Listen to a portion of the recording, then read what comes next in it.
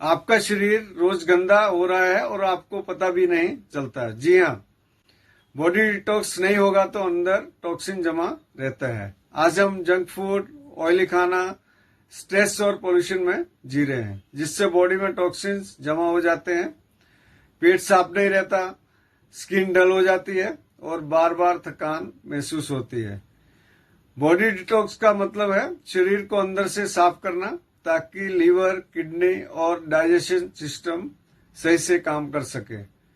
अगर आप daily routine में सही खान पान और आयुर्वेदिक डेटॉक्स स्पॉट जोड़ते हैं तो बॉडी नेचुरली क्लीन होने लगती है और एनर्जी, स्किन और डाइजेशन इम्प्रूव होता है।